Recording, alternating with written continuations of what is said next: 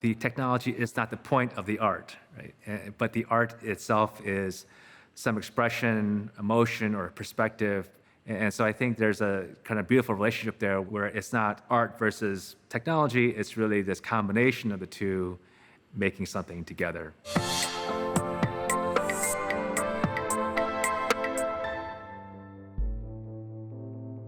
The relationship between art and technology has been somewhat of an uneasy one, wavering between tension and collaboration.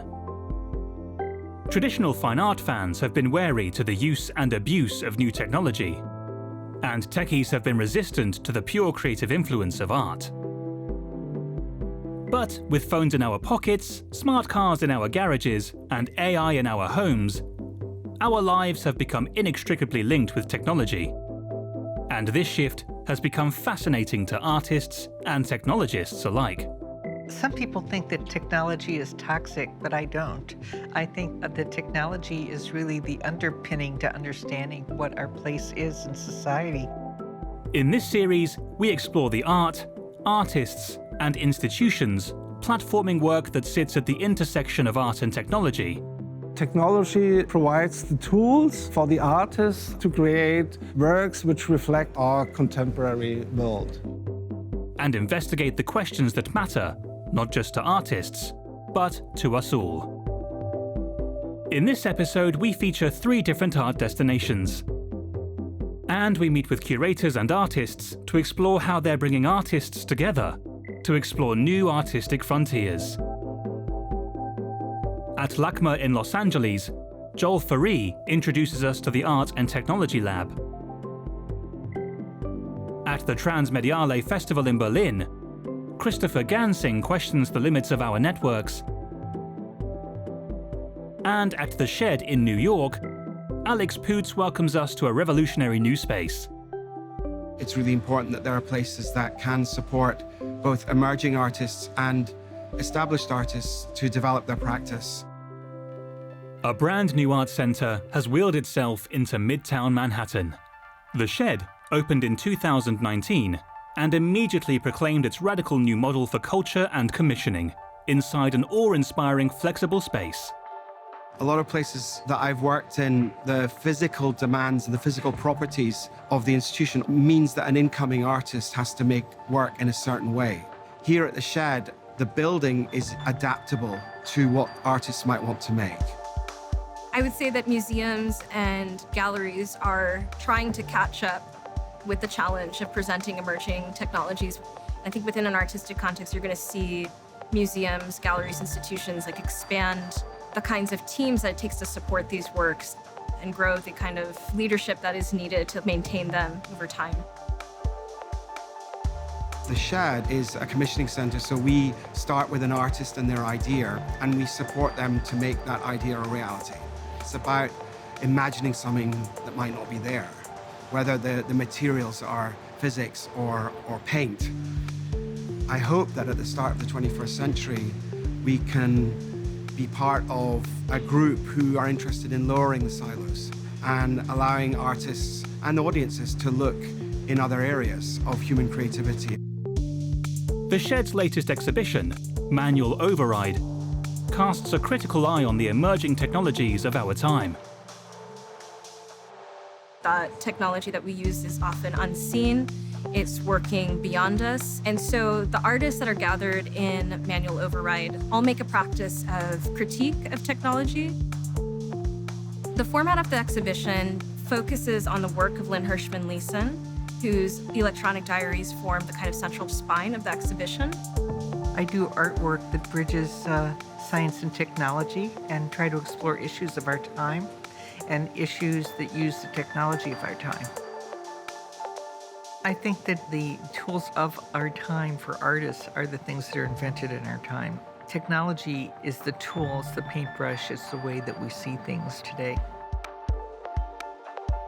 Show curator Nora Khan and lead artist Lynn Hirschman-Leeson sit down to discuss the show's ethical dimension.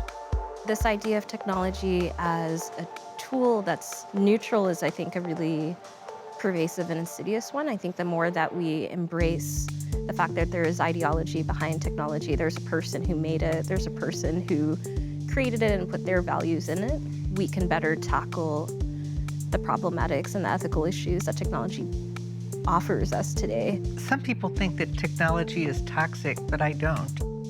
I think that technology is really the underpinning to understanding what our place is in society. My problem is when technology is so pervasive and invisible that it really destroys our identity and our rights to who we are, that it becomes toxic. Networks are everywhere. Open structures that connect us and help us experience more of the world, founding a new normal for human interaction. This thought is at the heart of the 2020 Transmediale Festival in Berlin. Artistic director Kristoffer Gansing welcomes us to the legendary Media Arts Festival as they explore what happens when you push the network to its limits. Transmediale is a festival that, for me, has twofold consistent purpose. One is the exploration by artists of new media, and the other is the social cultural reflection on where this media is taking us as a society. Meetings, discussions, critical discourses about global culture, including then art and technology. Transmediale has been one of the events that brought also younger artists and audiences in a more edgy kind of programming. One of the festival's more interactive works was created by art collective KEIKEN. It's just been so amazing to be given such an amazing space to show this work to a really sort of dynamic audience within such an amazing almost ecosystem of artworks, talks, so many interesting people coming from different angles surrounding the internet and networks. We work primarily with new technologies, and world building is our core methodology in both how we make work, but also how we work together as a model for our collaborative practice.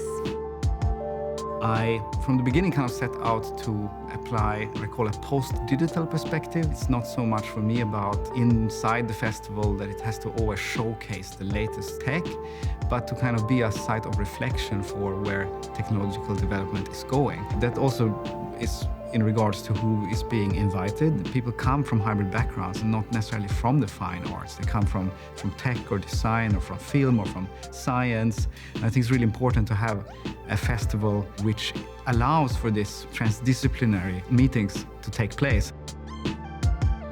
Net art pioneers Blanc and Heron have taken work they made during the early internet period to a new audience on new platforms. Technology provides the tools for the artists to create works which reflect on our contemporary world.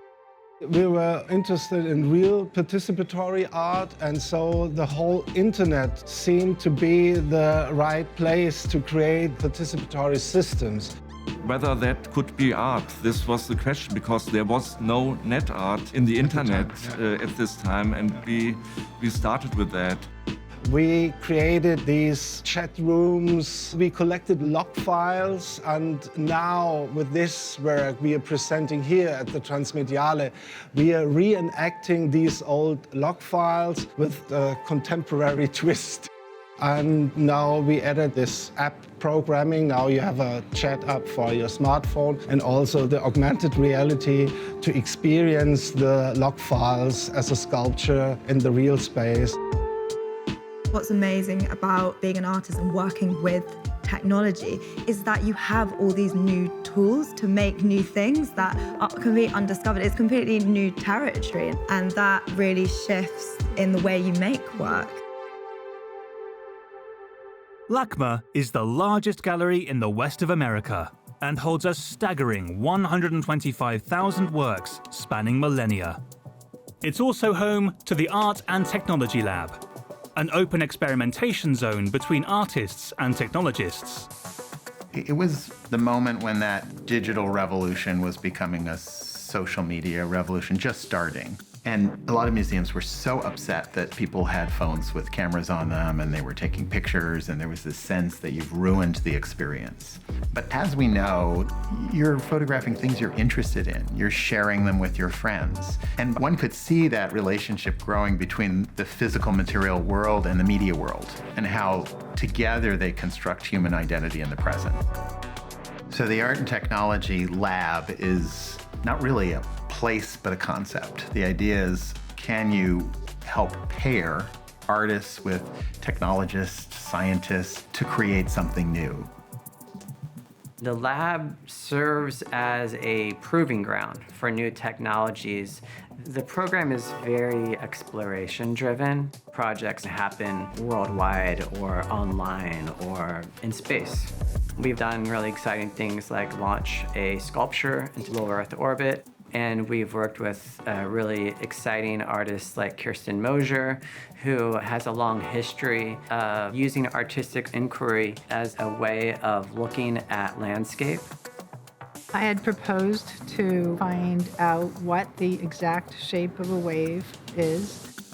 It's hard to measure, so I wanted to figure it out through some sort of technological means. John Suh works closely with LACMA to deliver new works and projects through the Art and Tech Lab.